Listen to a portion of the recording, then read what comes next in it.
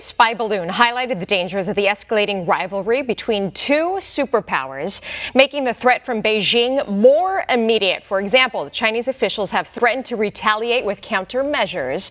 Many are criticizing the administration, saying the way it dealt with Chinese espionage made America look weak again on the world stage. There's a bipartisan push now for stronger action against China. I want to bring in military expert Glenn Ignacio. Glenn, thanks for being here. Good to have you. Nice to be back with you. So the U.S. military was tracking this balloon for days as it flew over the ocean and into U.S. airspace. It was finally shot down on Saturday after it made its way over sensitive military sites across America, across the U.S. Really, is this embarrassing? Yeah, I think it's embarrassing. And I mean, more for definitely a political sense. I mean, we see a lack of execution with this administration. That's something that happened, since Afghanistan to present day. So let me take one side. So you have the military side. We know that certain objects or even aircraft are coming into the United States with radar and so forth. For example, the Russians send their bombers over. We intercept over Alaska numerous times.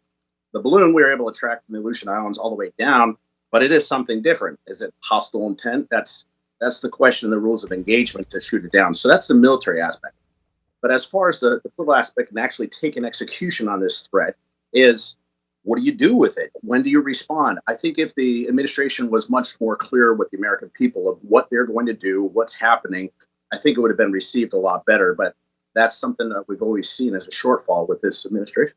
And we've heard that some see the way the administration handled the whole incident as weakness and questions what message this actually sends to China. How do you see it?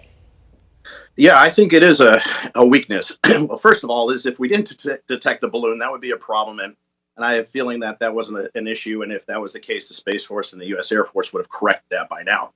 But again, politically, I think this is a huge issue. First, the Chinese said that it was a meteorological experiment.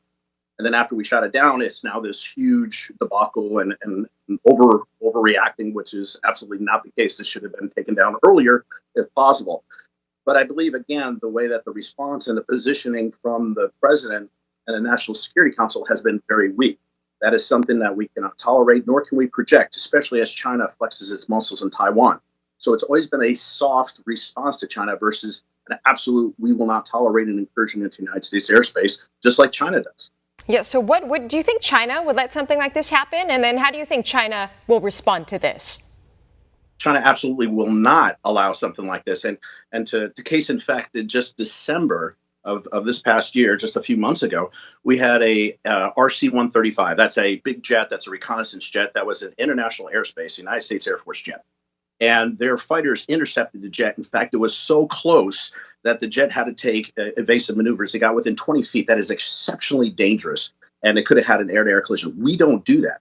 So China did that with our jet in December. They did it with another aircraft early in the year, and they do not tolerate any incursions. So it's very hypocritical for them to say, oh, we should have no problem with it when they absolutely deal with things with a sledgehammer. And that's the issue that I'm saying is it's very soft in the reaction from a political and a positioning standpoint. Again, action is something that's been weak. Yeah, there is bipartisan push now for stronger action against China. So how should the U.S. respond? Well, again, this is an incursion into United States airspace, so it has definitely violated our sovereignty as a nation, and it's the same thing that China would not, accept. So Blinken canceled the meeting with China. That's definitely the case, and that should have been the action. As far as follow on, it's going to be really interesting. Is that we've taken this position, we shot down a balloon. The next thing will be to analyze what the actual payload was. This thing was huge. It's about 3 school buses put together. It's not a small item. So to find out exactly what that thing was doing and why is going to be critical.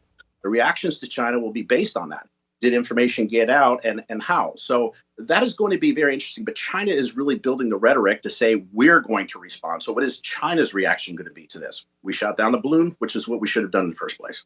Yeah, not good. Tensions are escalating, and that is not a good thing. And the debris being collected right now will no doubt give us more information.